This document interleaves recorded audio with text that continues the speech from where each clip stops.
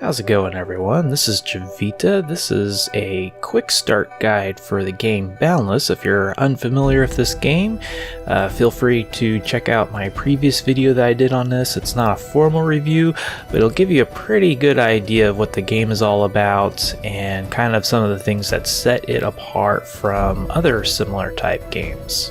My goal for these videos are to be rich nuggets of information, and therefore will be split up into small parts.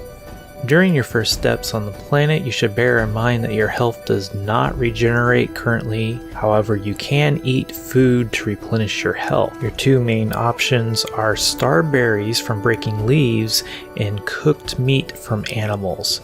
It is important to note that eating raw meat will actually harm you rather than heal. Speaking of animals, there are 3 types so far in the starter world. So there's wild stock, roadrunners, and spitters. The wild stock have a basic charge attack. They will lower their heads, at which point they become animation locked and will charge in a straight line. They can simply be sidestepped to avoid the damage and then attacked during their recovery phase. Roadrunners were released during the making of this video. At this time, their only behavior seems to be to run away from the character at very high speeds.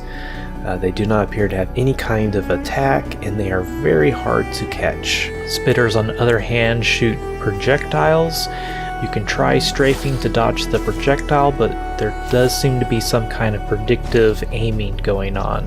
I would recommend avoiding spitters until you yourself have projectile weapons. That being said, the world of Boundless as it currently stands is not a particularly hostile one, and there is no increased danger at night. Your first priority in the world would be finding a safe place to put your beacon. I would personally recommend a location near some naturally generated caves. These are easiest to find in the snowy mountains generally to the north and the desert generally to the south, or at least that's the way it is on Solum. The world of Boundless is divided into predefined plots that are 8 blocks cubed. Any changes made outside of the protection of your beacon are subject to world regeneration and will eventually disappear over time. To better visualize what land you are actually claiming, equip your beacon in one hand with nothing in the other. Also, the beacon plotter and remover can be used to visualize plots as well as add and remove them. Land plots are gained at level ups. The total number available to you can always be seen inside of your inventory. Once you find an appropriate location, you'll want to gather some basic resources such as stone, wood, and dirt. You can use your totem to gather all of these things, however the totem is rather slow, so optionally you can craft wooden tools to speed this along. Axes for wood, hammers for stone, and shovels for dirt. When you have at least 5 trunks, you can then craft a crafting table. To do this, first handcraft 5 wooden planks, and which will then unlock the recipe for the crafting table. Once crafted and placed in the world, hit E to open up the crafting table. It's important to note that each crafting table has its own inventory, and the recipes that you're able to use at the crafting table depend on the items in this inventory. Crafting tables, along with all other crafting machines, allow you to craft more items at once using bulk and mass orders. These orders, while they take longer, will use less resources to craft the same number of items.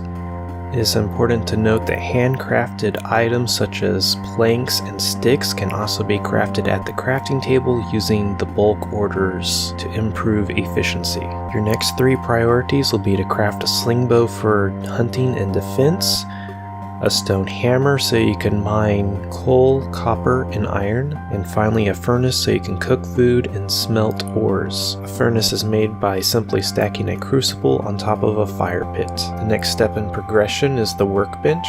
This will require a little bit of metal and some tech fragments. I recommend having a small stash of cooked meat, a sling bow, and 2 or 3 hammers. You can often find the needed resources exposed on mountains or in caves. When exploring caves, remember that you can easily get to the surface by returning to Sanctum under a low ceiling. Once you have at least 2 of any one metal and a tech fragment, you can return to camp and craft your workbench. This is probably the most versatile machine in Boundless currently.